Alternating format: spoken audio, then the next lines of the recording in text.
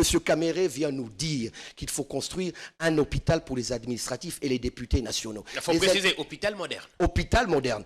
Je prends directement c'est la première grande annonce qu'il fait. Mais la première grande annonce, ouais. voilà, et la première grande annonce qui va à l'encontre directement, non pas la première grande annonce devant les administratifs, mais la deuxième grande annonce qui va à l'encontre de la volonté du chef de l'État.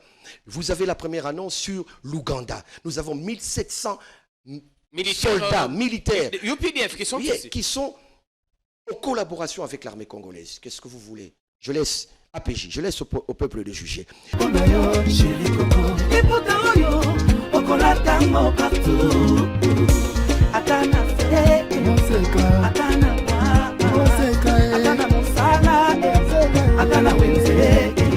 3,5, 4,5 ou 5,5 $, le wax de Maman Moseka vous rend inoubliable. Merci de nous contacter. Non à la balkanisation de la République démocratique du Congo. Le Congo restera un et indivisible.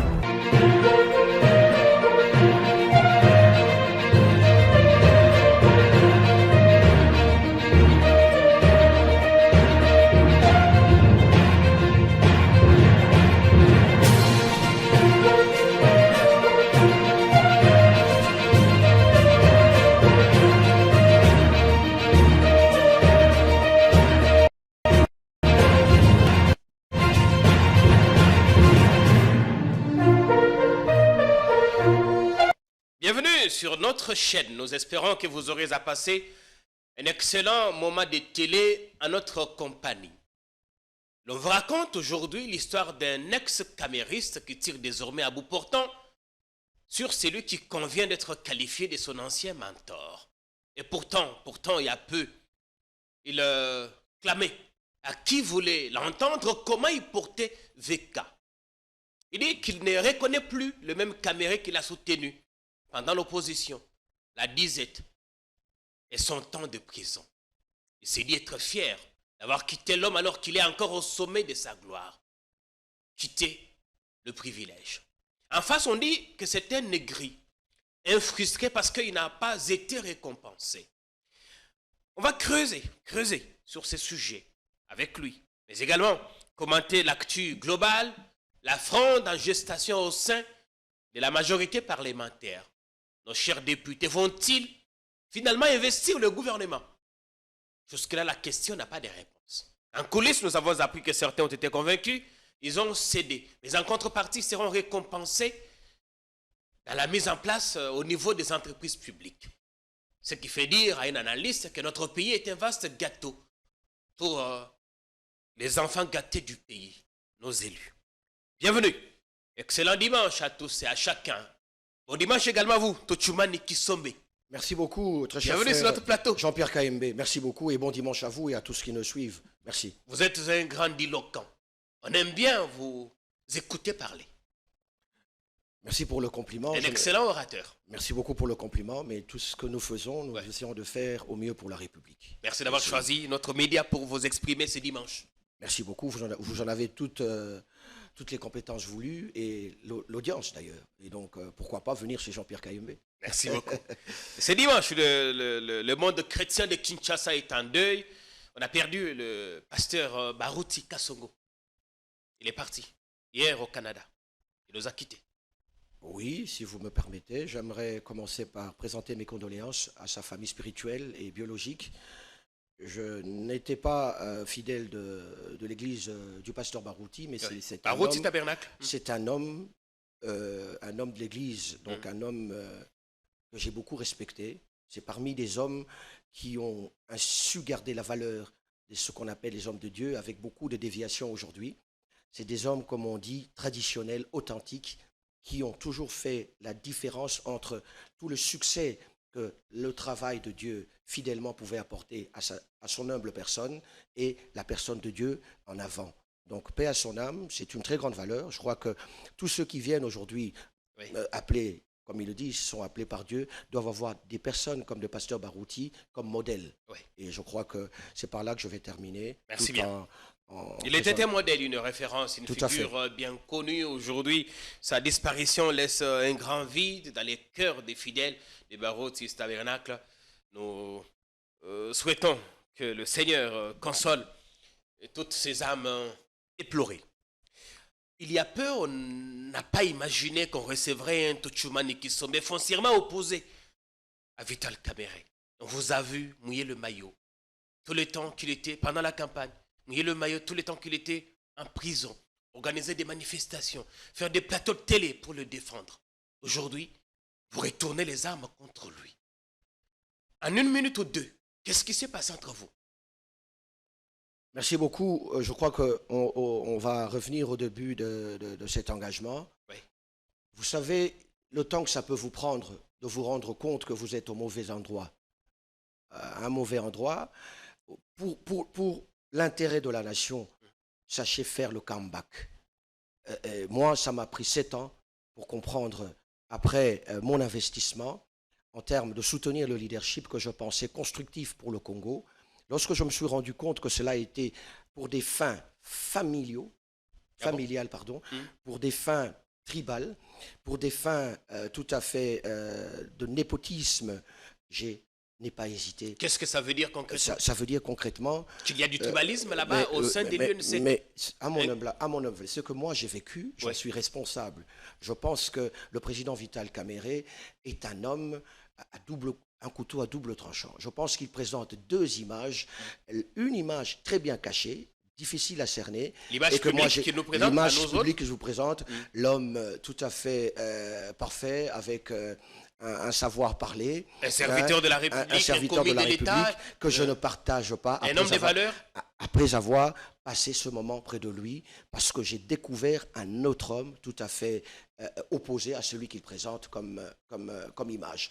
Et de là, pour continuer à travailler pour la République, dans l'idée d'être tout à fait nationaliste, je me suis retiré. Monsieur Jean-Pierre Kayembe, il est un peu désolant de pouvoir répéter à chaque étape. Aujourd'hui, je comprends, je me donne librement à cet exercice, oui, par respect des téléspectateurs, parce que c'est la première fois que vous me recevez. J'ai eu plusieurs émissions à l'expliquer, mais mon temps, comme quoi on a toujours dit, être dans le mal, et peut-être par inconscience, mais y démérer est vraiment un acte... là, ça devient diabolique. Ça devient diabolique. Vous arrivez à l'UNC en 2017. J'ai participé, j'arrive en 2000... Ah ouais, allez-y.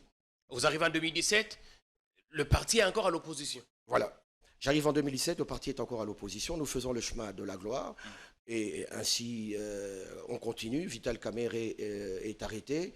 Je l'assiste, je suis à ses côtés. Malade, je suis à ses côtés. Sorti de la prison. Là, c'est un autre homme qui se fait voir au grand jour, peut-être pas au grand jour, mais qui continue à se victimiser. Vital Kamerhe a cette politique de se victimiser, alors que, par exemple, prenons l'exemple, il demande de la plus grande part de récompense au chef de l'État. Lorsqu'on demande le directeur de cabinet, ce n'est pas un poste le moindre, oui, même si le chef de l'État lui avait proposé, parce qu'à l'époque, il ne pouvait pas devenir Premier ministre. Lorsqu'on demande aujourd'hui président de l'Assemblée nationale, ce n'est pas la moindre des choses. On va jusqu'aux primaires, on s'y attache, alors que bon, l'opinion quand même lui a été défavorable. Vous avez entendu récemment, même avant les primaires, à Paris ou après les primaires, oui, Mouibi. Il a une image entachée. Voilà, l'homme s'attache à des intérêts. Mais contrairement à ce que lui est prêt de restituer en termes de valeur, de méritocratie, pour moi, l'homme a tout perdu. Vous estimez n'avoir pas été récompensé à votre... C'est possible, c'est de mon plein droit, parce que lorsque le combat se mène, il n'y a pas tous ces administratifs, politiques administratifs, porteurs de mallettes. Et lorsqu'il s'agit de la récompense, eh ben, celui qui devait être le milieu du village, celui qui devait être le bon arbitre, devient partiel. Et là, même pour le Congo, vous avez des discours tenus parfois à l'endroit du chef de l'État qui étaient très déplaisants. Nous ne sommes pas allés, nous ne nous mettons pas ensemble pour aujourd'hui, Tochumani Kisombe n'est rien, selon eux. Hier, à tout moment, lorsqu'il s'agit, déjà à la veille de ces primaires de l'Assemblée nationale, on a entendu une voix commencer à se lever, le chef de l'État est contre Vital Kamerhe, et donc quand ils obtiennent ce qu'ils veulent, eh ben, tant mieux, il y a un groupe qui va avec lui vers la gloire. Quand ils n'ont pas ce qu'ils veulent, nous autres doivent être instrumentalisés. Et c'est ce changement de tempérament et d'idéologie en même temps ne semblait plus nous convenir. Vous estimez-vous que trop, c'est trop? Trop, c'est trop, et je suis resté constant parce que je ne suis pas intransigeant, je ne viens pas d'ailleurs, je n'ai pas quitté l'homme en souffrance, manquant la peine de nommer des gens ou la capacité. Je suis resté fidèle parce que je pense, derrière le chef de l'État, qu'il y a eu beaucoup de pas franchis. La volonté du chef de l'État, son abnégation pour un Congo nouveau, nous en viendrons. Voilà pourquoi, aujourd'hui, j'ai créé un mouvement. Vous avez créé un politique, courant, nouvelle génération politique, on va en parler. Mais oui, voilà. Vous auriez voulu que vous soyez nommé membre du gouvernement, membre de cabinet au ministère à la vice-primature de l'économie. Tout ce que j'ai refusé, c'était être conseiller politique de M. Vital Kamerhe, alors que, équitablement, ceux qui l'ont quitté, ceux qui n'ont rien fait pour lui, sont subitement récompensés à des plus hauts niveaux. Et je pense que lorsque la méritocratie, le respect de la méritocratie n'y est pas, on dit toujours, lorsque le respect quitte la table, n'y est pas, il faut quitter la table. C'est ce que j'ai fait. Et voilà, en tant que Congolais, je pense que certains peuvent m'appeler frustré. Je leur donne libre opinion. On dit, vous avez rencontré la première dame, voilà. C'est elle qui vous financerait. En quelque sorte, c'est elle qui vous monte contre VK.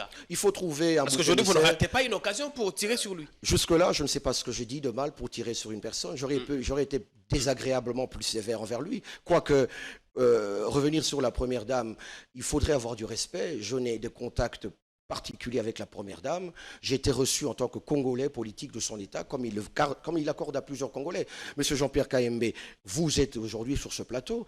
Avez-vous reçu de l'argent, vous qui avez la proximité avec Maman Olive, pour faire ce plateau? C'est de votre sueur. Donc je ne pense pas. Les gens doivent essayer d'arrêter.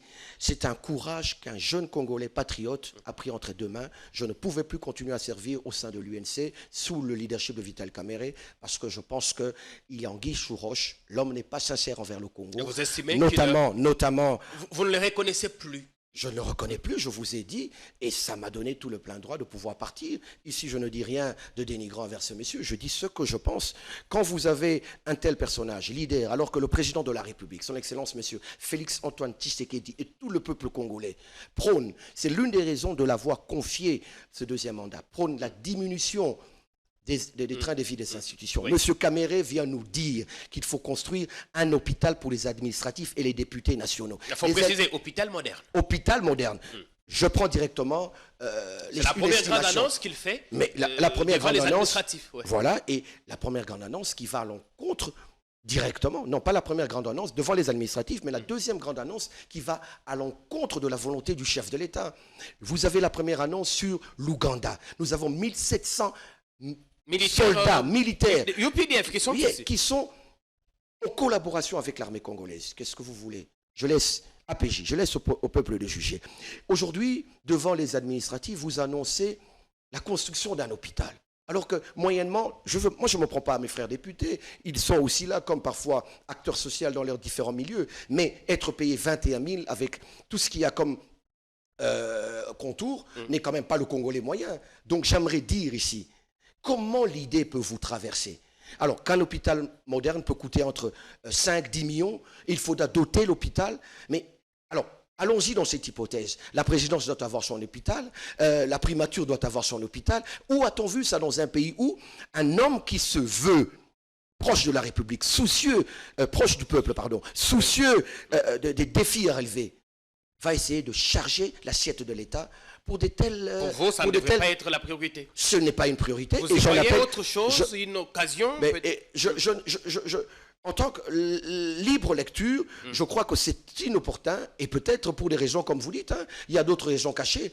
Parce qu'aujourd'hui, le président de l'Assemblée qui doit faire le contrôle ensemble avec les députés nationaux sur le programme du chef de l'État, programme du gouvernement qui va être mis en place, sur, par exemple, le ministre de la Santé, sur les états des hôpitaux que tout Congolais devrait fréquenter. Vous avez le chef de la majorité, l'autorité morale de la majorité, son Excellence, M. Félix-Antoine Tshisekedi, qui s'évertue aujourd'hui avec la réfection de l'hôpital de Kitambo, aujourd'hui avec la réfection, la modernisation de l'hôpital général de Mamayemo, ne doit-on pas essayer plutôt d'appeler les députés à une meilleure gestion de leurs finances, à une forme de mutuelle pour qu'ils arrivent à se soigner lorsqu'ils sont malades? Partout où il passe, VK a toujours voulu améliorer les conditions de vie de ses collaborateurs. Cette fois-ci, nous à la appelons... présidence, il a dit lui-même lors du procès qu'il a triplé le salaire. Oui, mais je crois que À l'époque, oui, mais aujourd'hui, il y a question de se soucier du Congolais lambda, de l'assiette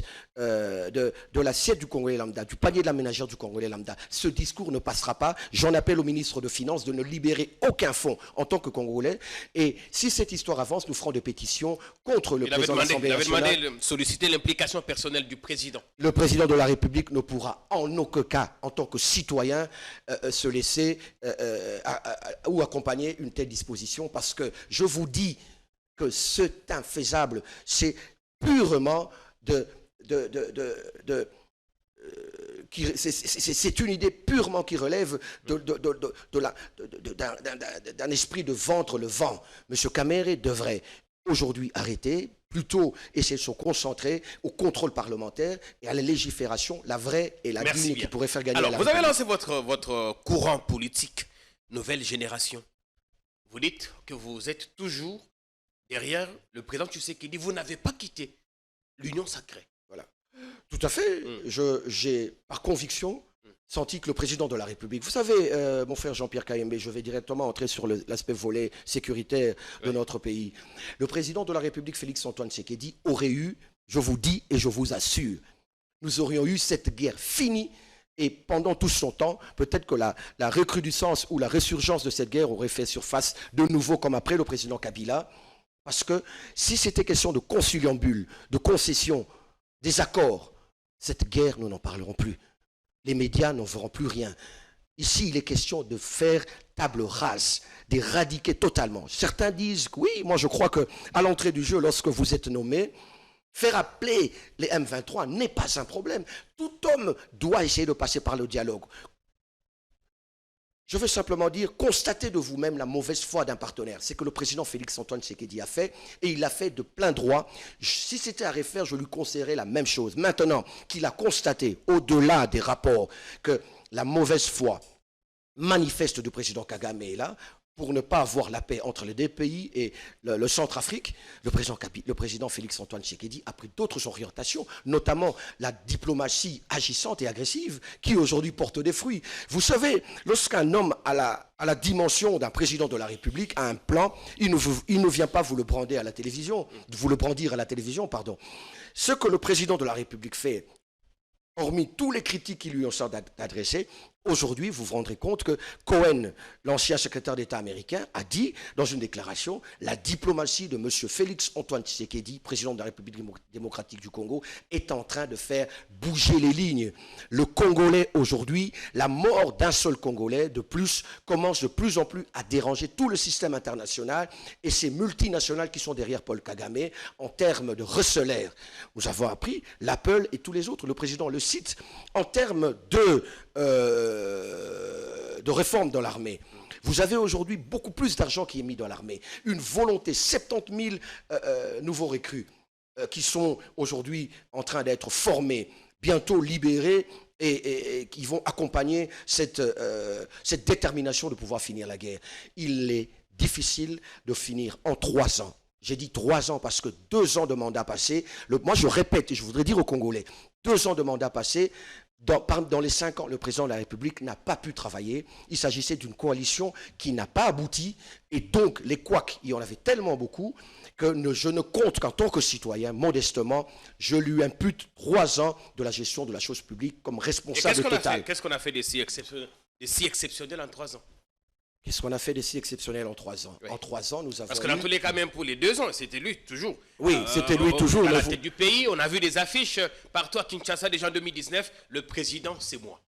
Tout à fait. Oui. Mais hormis la volonté, vous devez avoir en face de vous aussi des citoyens capables de comprendre institutionnellement qui est le chef. Lorsque vous avez entendu Tunda Kasenda qui a dit Yémei, alors que nous n'avions qu'un seul Yémei qui devait être le chef de l'État, même si nous avons des chefs des partis politiques, vous savez bien, Monsieur Jean-Pierre Kayembe, la situation vécue au Parlement où le président de l'Assemblée, la présidente de l'Assemblée nationale se référait totalement à son autorité morale, ça c'est de notoriété publique. Et donc en 3 ans, le président de la République a parachevé, amener sur ce chemin la gratuité de l'enseignement. Aujourd'hui, nous avons la gratuité de la maternité. Nous avons le redressement, l'extirpation. Il fallait extirper tous ceux qui ont conduit la République à ne pas avancer en termes sécuritaires. Il y a tout ça. Il y a tout ce qui tourne autour de pouvoir donner de nouveaux acteurs politiques conscients à la République. Moi, je crois qu'il est difficile qu'on arrive en 3 ans à faire ce que... reconstruire le mal qui a été ancré en 21 ans. Il y a eu de l'évolution. Il y a eu l'évolution dans tous les cas. Il y a un nouveau mandat. Il y a un nouveau mandat. On a mis 5 mois pour avoir un gouvernement. Tout à fait. Un gouvernement, aujourd'hui, qui est perçu dans une certaine opinion comme un mort-né. On parle d'un remaniement. On a pris quelques têtes, on en a rajouté d'autres. Et les députés sont très fâchés. Ils estiment, vous dénoncez le népotisme, ils estiment qu'il n'y a pas représentativité correcte dans ce gouvernement. Ils menacent de ne pas l'investir. Votre point de vue? Je pense plutôt qu'ici, la chef du gouvernement, Mme Judith Souminois, Première ministre, je profite pour lui présenter mes sincères félicitations. Le népotisme a été très grand déjoué. Je crois que certains des instigateurs qui sont en train de pousser nos députés nationaux sont les chefs des partis politiques et de regroupement, parce qu'ils avaient envoyé les noms de leurs enfants et de leurs femmes, concubines, nièces et neveux, beaux-fils et voilà, et belles-sœurs. Non, je crois que le travail a été fait dans le fond.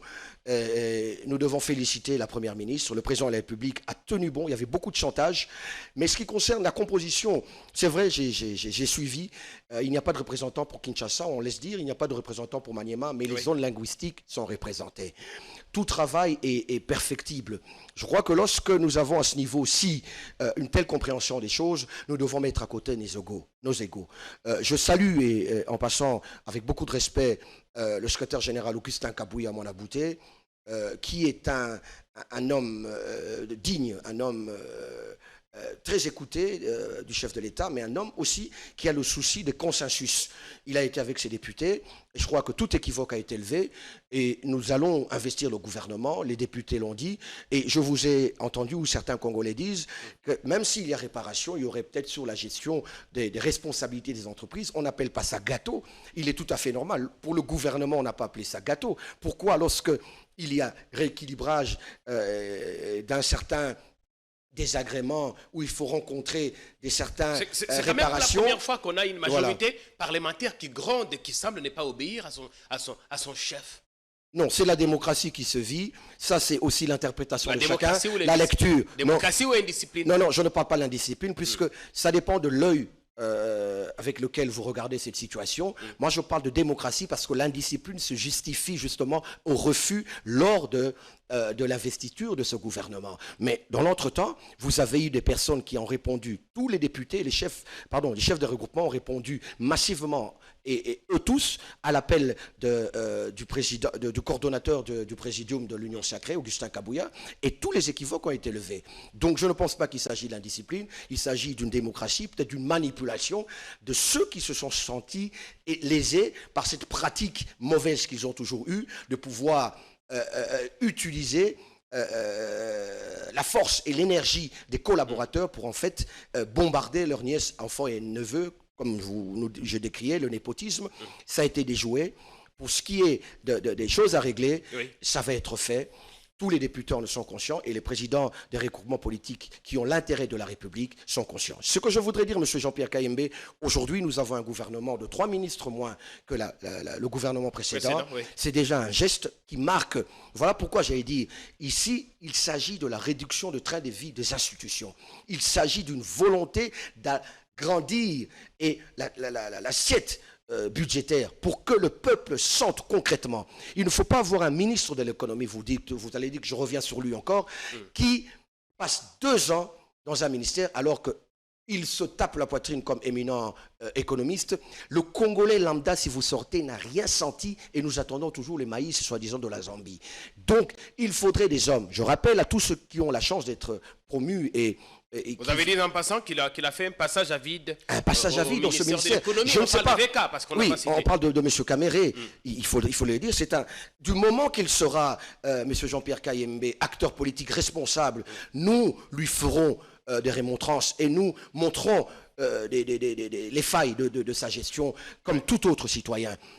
C'est cette même personne, aujourd'hui, en tant que politicien partisan de l'Union Sacrée, je laisse. Mais j'ai dit en son temps que Vital Kamerhe était un mauvais choix pour ce perchoir. Heureusement qu'il y a Chilumbai, il y a M. Mbosso qui pourrait toujours à pourquoi tout moment... Pourquoi dites-vous que c'était un mauvais choix? Mais parce que je crois que le peuple ne retient pas. Aujourd'hui, il faut quand même apporter quelque chose de concret pour être promu. Je crois qu'il est facile aujourd'hui, M. Kamerhe va donner des injonctions ci et là, alors que lui-même a l'état de pouvoir donner une transformation, un bien-être au peuple, n'en a pas été capable. Monsieur, je ne sais pas, M. Jean-Pierre Kayembe, c'est à vous de poser des questions, mais APJ au peuple de juger. Que retenez-vous de ce passage? Le dollar, le prix d'un denrée alimentaire, qu'est-ce qui a été fait? La relance d'une économie en termes vivrières, qu'est-ce qui a été fait?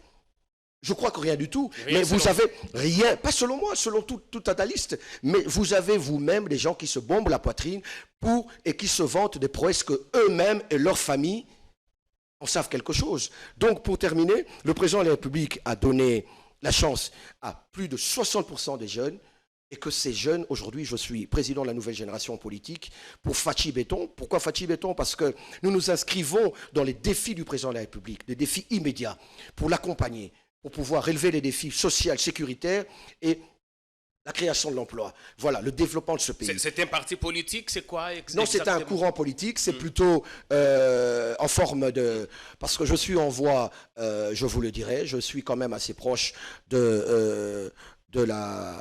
combat de l'Union pour la démocratie et le progrès social. Qui sait, dans les prochains jours où nous pourrons nous rencontrer, et peut-être Choumani qui sont mes membres. Vous avez l'intention d'adhérer à l'UDPS? C'est possible, parce que ce parti, en dehors de toute autre critique, ce parti quand même relève beaucoup de valeurs. Vous aurez, en 3 ans, le président de la République a su reconnaître aujourd'hui le courage, la méritocratie de beaucoup d'entre eux.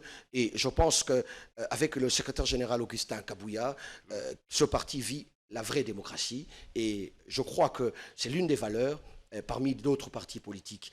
Mais pour dire, comme j'allais chuter, c'est à ces jeunes qui sont aujourd'hui promus au gouvernement de pouvoir démontrer de quoi la jeunesse est capable. Vous n'allez pas là pour le compte de vos partis politiques. Certes, vous avez à vous conformer en termes de contribution, tout ça, mais gardez à l'esprit que la République vous a mandaté, vous représentez la République, et s'il faut, vous avez dans les secrétariats généraux des assistants techniques pour vous accompagner, et donc il n'y a pas de raison pour que le Congolais lambda qui, selon vous, pense que c'est un mort-né, moi je ne pense pas. Je pense que c'est vrai, le président a décidé de reconduire certains Congolais qu'il a pensé. Je pense notamment à M. Jean-Pierre Liaou, à M. Emeboji Sangara, je vais les citer, à M. Guy Luando Mboyo. Certains Congolais qui ont quand même brillé par leur travail, qui sont, voilà, pour certains d'autres, je m'empêche de juger. Je crois que le pouvoir discrétionnaire du chef de l'État a joué. Jugeons-le à l'œuvre. Après 100 jours, nous reviendrons peut-être pour dire quel est le rythme qu'a pris ce gouvernement. Mais je pense que je leur donne toute la chance. Pour un pays en guerre, voilà. on a un ministre de la Défense qui ne s'y connaît pas trop en matière militaire. Est-ce que c'est une erreur de casting? Non, je ne pense pas. Je veux vous dire d'emblée, la confiance en termes de certaines positions stratégiques est une chose très importante. Monsieur Guy Kabombo Mwadiavita est un homme proche du chef de l'État, est un fidèle du chef de l'État. Être proche est une chose, maîtriser son secteur. Exactement. Mais laissez-moi vous dire, que aucun expert ne va faire la guerre. La vision politique, elle est une vision politique. On peut s'entourer de tous les experts possibles, même le président Jean-Pierre Bemba. L'expérience de la rébellion ne lui a... Vous avez vu, il y a quasiment, je veux dire, n'a pas été exceptionnel sur son passage. Donc je pense que le président a fait un choix. Jean-Pierre Bemba lui aussi, ce que vous essayez de dire, il a fait lui aussi un passage à vide. Non, je n'ai pas dit qu'il a fait un passage à vide. Jean-Pierre Bemba, que je salue d'ailleurs l'attitude. On ne l'a pas entendu dans ces discussions des postes politiques. C'est un homme qui m'a beaucoup étonné. Je crois que les 10 ans passés à La Haye ont quand même formé M. Jean-Pierre Bemba. Il a pris beaucoup de la hauteur. C'est un homme que je félicite plutôt. A-t-il été... certains disent qu'il a été humilié. Si je suis qu'un employé du chef de l'État et commandant suprême. Il est le commandant suprême des forces armées, de la police nationale congolaise ainsi que du service national. Je le représente, je ne fais que le représenter à cette cérémonie pour remettre par an à l'université de Kinshasa. La cérémonie de ce jour, comme nous l'avons dit, marque les débuts d'un vaste programme de dotation ou de remise de bancs dans les universités de la ville de Kinshasa et les instituts supérieurs de la capitale. Un programme qui vient de commencer aujourd'hui et qui va s'étendre et qui prendra 1 ou 2 ans jusqu'à ce que 100 000 bancs soient donnés aux universités et instituts supérieurs de la ville de Kinshasa. Toutes les universités publiques, les universités publiques, et si je parle d'abord de la ville de Kinshasa, le programme ici concerne la ville de Kinshasa, pas le reste du pays. Le reste du pays fera l'objet d'un autre programme qui va être élaboré et soumis à l'approbation du commandant suprême. S'il s'agit des universités et instituts supérieurs publics de l'État. La satisfaction est grande. D'abord, nous prenons tous des changements de mentalité, des changements de comportement susceptibles de transformer la nation congolaise. Nous sommes heureux d'accueillir les artisans de ce véritable changement de mentalité. Vous savez comme moi que le service national, c'est la remise à niveau sur le plan tant moral, mental, physique, etc. des anciens colonels, des laissés pour compte, qui aujourd'hui servent la nation en commençant par la distribution de bancs. Distribuer de bancs, c'est assurer des conditions d'apprentissage optimales à la jeunesse congolaise. Chaque fois qu'on se mettra dessus, on se dira l'homme est totalement transformable. Voilà la raison de cette joie et du partenariat que nous vous annonçons. L'Université de Kinshasa scelle, signe, actualise avec le service national pour une transmission des expertises dans les deux sens. Voilà tout ce que je peux vous dire qui marque cette journée du 31 mai, comme par hasard, la fin du mois de mai. Les catholiques l'appellent le mois de la Vierge Marie. Et elle, vous savez ce qu'elle fait quand on lui demande. À l'université de Kinshasa, nous avons demandé, aujourd'hui nous avons l'accomplissement d'un miracle, le miracle Maria. Grande est ma joie de constater qu'il y a des bancs au sein de notre université. C'est parmi les initiatives du chef de l'État. Il a toujours honoré les études supérieures et la preuve qui nous a envoyé les bancs. Produit des délinquants qui étaient partis se former à Kanyamaka CC. Donc nous sommes très contents de constater qu'il y a des bars. Donc nous supposons et c'est évident que le chef de l'État nous porte à cœur. C'est le symbole de son amour envers nous les étudiants. C'est une grande joie et gratitude et réitérée à son égard. En effet, vous allez constater, dans le mécanisme de la réinsertion sociale, certains délinquants appelés Kuluna communément ont été envoyés dans le programme de Kanyamaka CC afin d'apprendre le métier. C'est sous cet même ordre d'idée qu'ils ont été formés pour la menuiserie. Dans ce cadre, ils ont été formés pour réaliser cet ouvrage que vous voyez derrière moi. C'est ainsi qu'ils ont amené ça pour le bien social de l'université de Kinshasa. Vous comprendrez que le système de la réinsertion sociale consiste à prendre ceux-là qui étaient encore autrefois comme des criminels, faire sortir la mentalité qui zigouillait encore leur esprit, cette ignorance, cette cacophonie qui demeurait encore dans leur mentalité, afin de les faire sortir du ténébrisme pour leur faire connaître la lumière. Ici, je parle du métier et de l'art.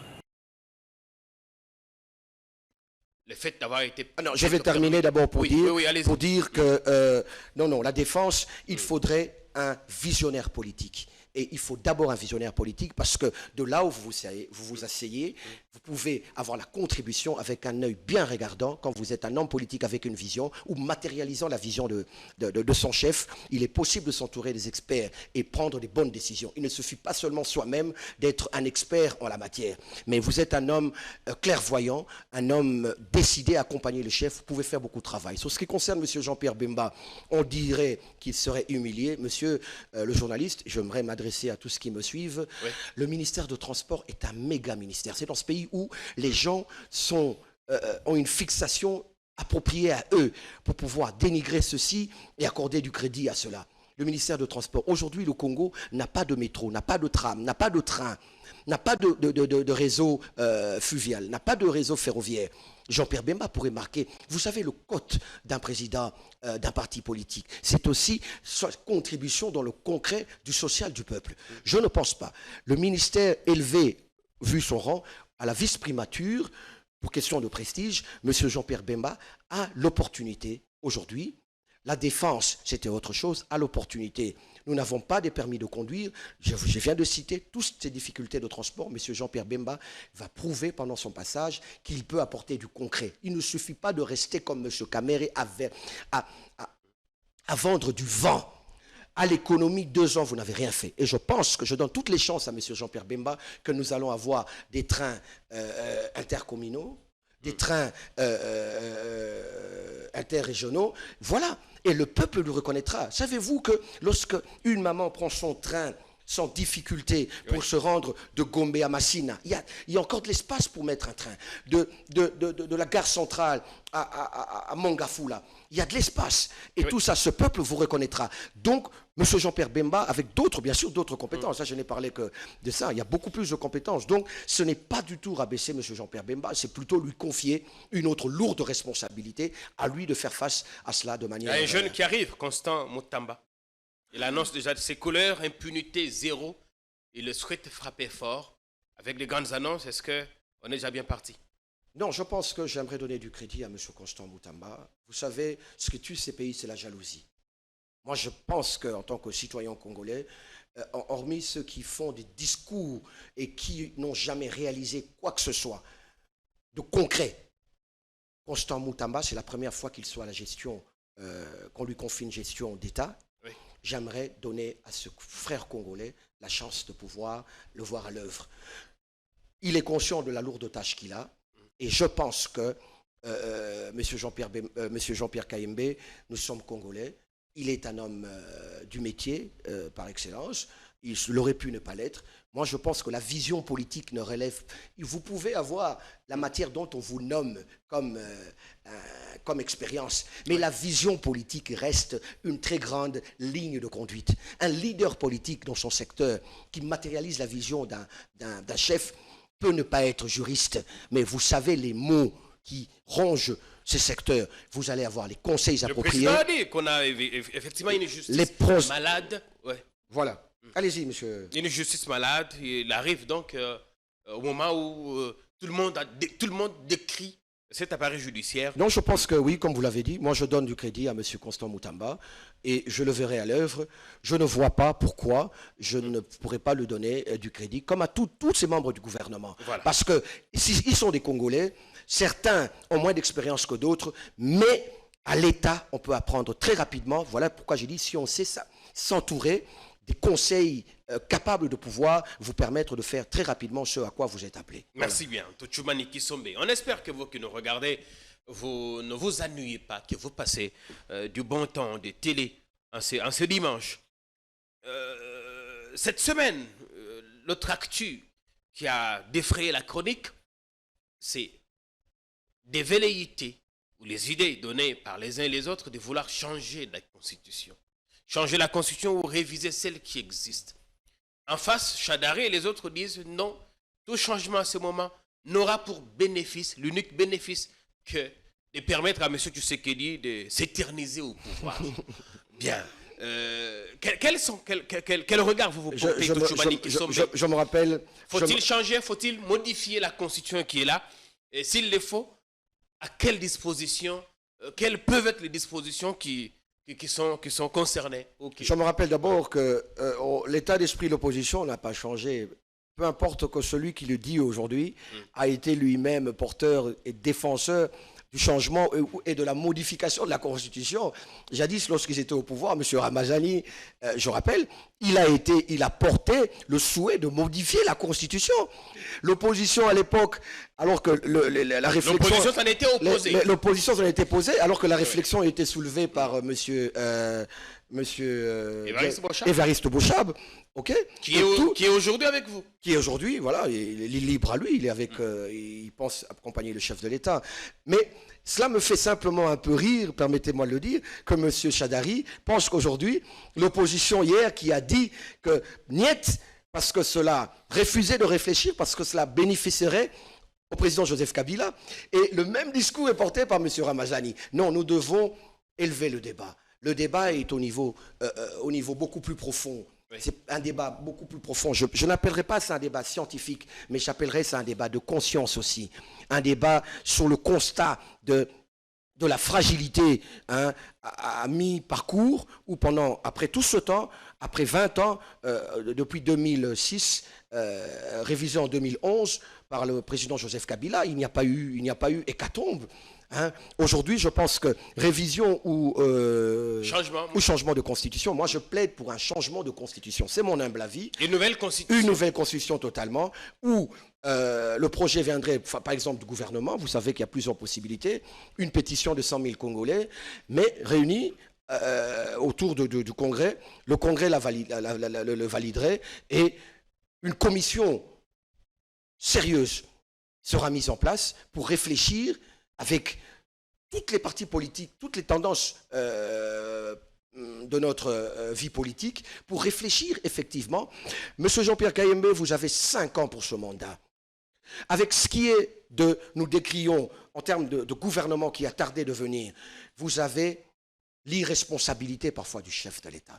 Parce que c'est un système politique aussi appuyé par la Constitution. Je ne veux pas revenir sur les articles, nous le connaissons, tous ces articles. Tous, pardon. Donc vous comprenez que ici, 5 ans de mandat, quasiment 6 mois passés post-électoral, nous n'avons rien pu faire.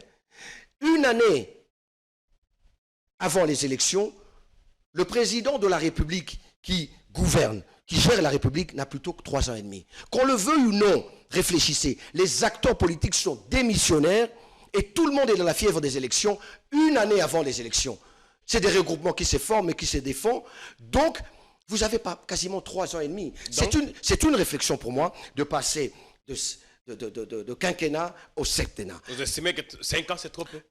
Non, j'estime que 5 ans, c'est trop peu au regard des défis qu'il y a à relever et au regard de la classe politique que nous avons qui traite tout en termes de conciliambule et de consensus. Et ça prend du temps. Parce que vous avez des réclamations à longueur de journée, vous avez des exigences à longueur de journée de la classe politique. Et donc, je vous ai donné un petit exemple. Ce n'est pas nouveau. Ici, nous parlons de 6 mois. Lorsque Matata 1 est sorti, il y avait aussi la même chose. Lorsque Matata 2 est sorti, il y a toujours un temps. La Première ministre Judith Souminois a fait 2 mois depuis qu'elle est nommée. C'est un temps record parmi. Il n'y a jamais eu court que ça. Je ne vois pas dans ce pays. Donc, il faudrait nous attarder à des causes. Pourtant, ailleurs, la tendance est plutôt à la baisse. Au Sénégal, on est passé du septennat au quinquennat. Mais voilà, au Sénégal, et la réalité est que le Sénégal, en termes de démocratie, est quand même un peu plus avancé. Au Sénégal, ils ont accepté aussi certaines réformes, comme l'éradication, la suppression du Sénat. Donc, je pense que nous devons réfléchir. C'est un avis. Oui. Nous devons réfléchir sur l'utilité de continuer à voter des gouverneurs qui sont à longueur de journée, qui se font chanter en longueur de journée par les assemblées provinciales, qui, peut-être à tort ou à raison, et qui suscitent aujourd'hui un tribalisme dont dans un court avenir, risque d'être une bombe qui va nous éclater sous la main. Nous avions eu à l'époque de Mobutu le papa Kondevila Kikanda qui a été voté au Kivu. Dans le Nord Kivu. Oui. Voilà. Et donc, aujourd'hui, il est impossible, je vous assure, qu'un Congo, quoique acteur politique ou acteur social, au Kasaï, à l'Équateur, soit voté. Et donc, cet élan de tribalisme... Il y a Kassaïen qui venait d'être élu sénateur oui, toute règle, à l'Équateur. Oui, dans toute règle ne manque une exception. Et si vous comprenez bien, peut-être qu'il n'a pas, au moment des élections, vraiment présenté sa vraie posture. Ou peut-être je vais le dire comme ça, par naïveté, ou par et donc pour hasard, le peuple n'a pas vraiment cerné qu'il était kassaïen. Bon, sinon, si c'est le cas, il était identifié il était identifié. Ben alors, Jonas Munkamba, voilà, si c'est le cas à l'Équateur, il s'agit du patriarche Jonas Munkamba. Je pense que dans toute règle, il y a une exception. Mais nous devons quand même nous tenir à l'œil que cette situation devient dangereuse. Voilà pour moi. Et vous avez l'article 220 qui a un bon nombre d'éléments verrouillés, oui. Notamment la forme de l'État, oui. Okay, la République. Et je pense que lorsque nous devons toucher à un de ces dispositions, nous devons passer à une autre constitution. Moi, je suis pour cela, mais donc de manière encadrée. C'est que on touche à la constitution, et là, vous donnez raison à ceux qui pensent que tous les bénéfices du changement ou de la modification est d'accorder une présidence à vie à M. Tshisekedi. Mais écoutez, le président Kabila a organisé des élections dans ce pays. Il ne faudrait pas continuer à prendre les peuples pour des personnes dupes ou aliénées. Le président Joseph Kabila a organisé des élections dans ce pays. Après 18 ans de règne, il maîtrisait l'appareil total de l'État. Le peuple a dit non à M. Chadari. Et le président Félix est arrivé au pouvoir. Nous devons arrêter de rêver. Le peuple a un mot à dire. Le peuple a une exigence vis-à-vis de ces dirigeants. Lorsque vous n'arrivez pas à rencontrer ces exigences, vous serez sanctionné. Si cela va bénéficier au président Félix Tshisekedi, je n'ai jamais senti en lui une volonté de pouvoir. Il le dit tout le temps, ne faites pas de moi un dictateur.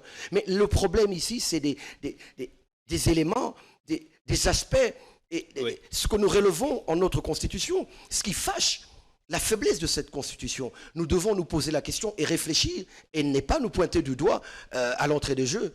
Voilà, c'est ce que moi j'ai dit et je soutiens. Est-ce que c'est tout ce qu'on a comme urgence aujourd'hui, en tout début des mandats, commencer à chercher à changer la Constitution ou à la modifier? C'est tout ce qu'on a comme urgence. Un père de famille, en nourrissant les enfants, doit penser à les vêtir, en les donnant, en les procurant des vêtements. Il doit penser à leur avenir. Okay? Et je crois que c'est dans ce sens-là qu'il est du devoir, aujourd'hui, avec la guerre à l'Est, qui est impactée par plusieurs façons de faire de cette Constitution, nous devons absolument nous mettre ensemble pour réfléchir. Nous ne pouvons pas. Si hier, le président Kabila soutient que ce n'était pas dans l'intention de pouvoir briguer un troisième mandat, je soutiens qu'aujourd'hui ce n'est pas forcément dans l'intention du président Félix de briguer un mandat, et c'est au peuple. Lui-même s'était opposé à son temps à toute modification de la Constitution. Aujourd'hui, mais voilà, oui. Mais c'est pour dire que la réalité de la chose, alors qu'il est aux commandes, certaines réalités poussent l'homme à évoluer et à penser que ce qu'il pourrait proposer, accepter pour un lendemain meilleur pour la République, il faudrait le faire. Pourquoi attendre? Je vous dis, M. Jean-Pierre Kayembe, le changement de la Constitution ne passera pas simplement du fait que les députés en Congrès vont adopter ce projet de loi. Ça passera par un référendum obligatoirement. Et ça va demander des moyens. Mais ça va demander les moyens. Des élections qui nous ont coûté plus d'1 milliard. Mais il n'y a pas de problème. Nous le ferons de manière responsable si ça doit être fait. Nous le ferons de manière réfléchie, et à savoir que devons-nous continuer à avoir chaque 5 ans des élections à suffrage direct, ou après 7 ans, ou les suffrages indirects? Tout ça, ce sont les questions que nous devons nous poser. Devons-nous continuer à garder les assemblées provinciales? Devons-nous continuer à élire nos gouverneurs? Devons-nous continuer à faire ci et là? Voilà toutes ces questions qui doivent revenir et nous regarder droit dans les yeux. Pourquoi n'est pas pour l'intérêt de la République? Et je crois que le temps est décidé aussi par celui qui gouverne, parce qu'il est responsable. Ne doit-on pas laisser à demain ce qu'on peut faire aujourd'hui? Moi, je crois que la responsabilité, nous ne pouvons pas nous attarder sur des gens qui ont des mauvaises intentions. Nous avons un pays agressé et des territoires entiers occupés par des forces ennemies. Mais le président s'y attelle. Jean-Pierre Bemba vient de passer, le budget de l'armée est passé et a été triplé. Les efforts consentis en la matière sont réels et palpables. Aujourd'hui, c'est une guerre, je vous rappelle, qui date de plus de 20 ans. Mais il n'y avait pas M23. M23 était non, il n'y a pas M23. L'M23 est né sous Joseph Kabila. Joseph Kabila, monsieur Joseph Kabila, que je respecte en tant qu'ancien président, a prétendu avoir fini la guerre de sa manière, mais il y a eu insurgence juste après, parce que les accords signés par le président Joseph Kabila n'était pas respecté selon le M23, totalement. Donc le président Félix-Antoine Tshisekedi, qui se refuse des accords aujourd'hui en termes de céder un quelconque pouvoir à ces gens de nouveau. Donc nous nous rendons compte que voilà, nous ne sommes pas assez structurés en termes d'armée pour pouvoir les combattre. Donc nous activons une diplomatie agressive tout en améliorant les capacités de notre armée, mais avec déjà les moyens de bord, nous faisons face à ces rebelles qui aujourd'hui utilisent nos propres concitoyens pour déformer cette forme visuelle de la responsabilité qu'incombe au président Kagame. Je pense, moi, que le président Félix mérite des éloges. Et en tant que citoyen, la dimension internationale en termes d'intérêt de cette guerre, elle a dépassé notre petit pays en termes de pays noir. Et aujourd'hui, il faut féliciter la diplomatie du président Félix parce que sans cela... Elle nous a permis à faire quoi déjà? Elle nous a permis aujourd'hui à pouvoir être écoutés. Aujourd'hui, plus que hier, les différentes forces internationales sont beaucoup plus avisées. Et aujourd'hui, je vous annonce, dans pas très longtemps, vous verrez se rétracter tous ces multinationales resellers, parce que ça commence à se sentir très mauvais. Et pour ça, il fallait faire des démarches, il fallait aller vers les autres. Quand les autres décident de vous écarter, ce n'est pas à eux de venir. Donc c'était une politique très intelligente et très louable du chef de l'État. Et ça a payé. Aujourd'hui, Kagame se lamente dans le premier micro qu'il a en face de lui. Donc je pense que diplomatiquement, alors que nous n'avons pas abandonné, mais nous avons conscience que notre armée, au-delà de ce que Kagame a déjà eu comme soutien et a déjà comme soutien, comme expérience de cette guerre, de ces zones, nous continuons à nous battre. Les Wazalendo aux côtés de la République démocratique du Congo, des forces quand même assez républicaines. Voilà, tout ça est salué. Je pense que nous devons saluer cette vision et moi, je suis parmi les Congolais qui pensent que le président Félix Tshisekedi mérite notre soutien. Voilà pourquoi je suis là. Voilà pourquoi je continue à être derrière lui. Voilà. Quel regard vous portez sur la situation du peuple congolais, le social, tant clamé? On commence à atterrir les Tochumani Kisombe. Aujourd'hui, le peuple a-t-il trouvé sa part, son compte? Honnêtement, après 3 ans de gestion du pouvoir actuel... On est à la 6e. Non. Ça n'engage que moi. 5 ans de gestion, 5 ans de gestion légalement parlant, constitutionnellement parlant. Je répète et je le dis, j'assume. 2 ans, il faut les retirer de la responsabilité totale du chef de l'État. On ne peut pas nommer des mandataires et attendre 1 année pour que ces mandataires commencent à fonctionner. Vous savez comment les ministres du portefeuille bloquaient les ordonnances du chef de l'État. Donc, soyons conséquents envers nous-mêmes. 3 ans de mandat ne peuvent pas, quoique la volonté il y a, permettre la revanche du sol sur le sous-sol, permettre de pouvoir renverser cette tendance d'une économie extravertie à une économie productive et locale. Mais je pense que les bases sont jetées. Aujourd'hui, avec ce gouvernement qui entre en fonction, je les appelle à la concrétisation de la vision du président de la République. Pour répondre à votre question, le peuple continue à souffrir. Nous en sommes conscients. Je suis parmi le peuple. Nous avons des frères et des sœurs. Le peuple souffre énormément et le président en sait quelque chose. Voilà pourquoi je reviens au président de la République de taper du pain sur la planche, taper de la main et décider. Vous avez des gens qui ne l'accompagneront plus jamais. On ne fait pas du vieux avec du neuf. On ne fait pas du neuf avec du vieux.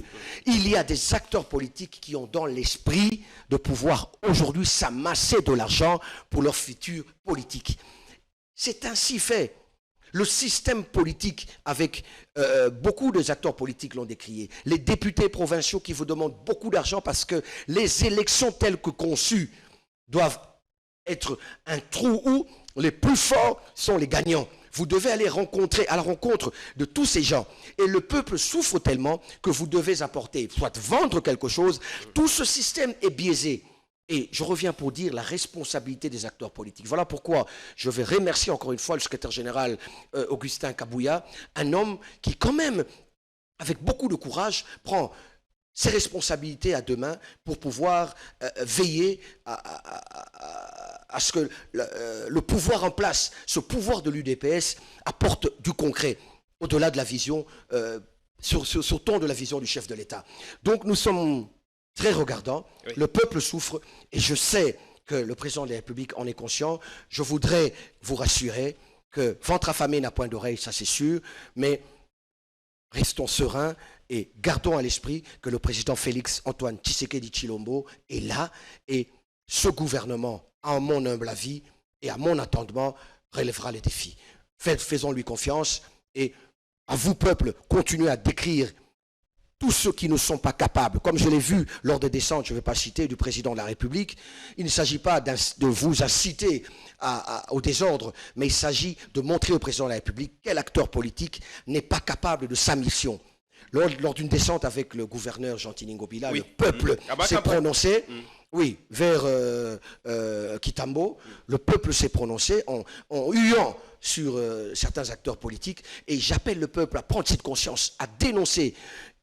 J'appelle au ministre de la Justice, Constant Moutamba, à protéger les lanceurs d'alerte dans ce pays. Les hommes qui dénoncent les antivaleurs, qui dénoncent les fraudes, les journalistes qui mettent des enquêtes doivent être protégés. C'est vrai, on ne peut pas passer de la dénonciation à un jugement déjà confirmé, commencer à s'attaquer à une personne, mais le respect est donné à tous ces journalistes d'investigation qui se battent pour le pays et à tous les citoyens. Voilà, monsieur Jean-Pierre Caïmé. Merci beaucoup. Regardez la caméra passer un dernier message à notre public qui nous a suivis ce soir, Toutchoumani Kisombe. Je pense modestement que nous avons le devoir d'accompagner le chef de l'État, son Excellence M. Félix Antoine Tshisekedi, nous de la nouvelle génération politique. Vous avez eu la confiance du chef de l'État, certes proposée par vos autorités morales, mais il est l'heure de travailler pour la République. Vous devez être conscient que vous êtes ministre, votre cousin n'est pas ministre, votre frère n'est pas ministre, votre maman n'est pas ministre. La souffrance est réelle. Il s'agit de relever les défis. La vision est là, le programme est là. Travaillez conformément à ce qui vous sera donné. Travaillez d'arrache-pied pour que le peuple se reconnaisse en vous. Très chers frères et sœurs, nous de la nouvelle génération politique, nous sommes satisfaits de ce gouvernement. Le chef, à 60%, a renouvelé la classe politique. Demain, n'ayons pas la honte à lui rendre parce que il aura respecté ce que nous lui avons demandé, de mettre en place sa propre génération politique. J'ai dit merci. Merci à vous d'être venu. Bonne soirée. Merci à vous aussi. Merci au public. Merci pour le temps que vous avez pris à nous regarder. On espère bien que vous avez apprécié. On se retrouve demain pour un tout nouveau numéro de votre émission sur votre chaîne. Continuez à vous abonner. Faites des extraits comme vous le faites si bien. Mettez partout, TikTok, X, Facebook, où que vous voulez. C'est légal chez nous. Bonsoir.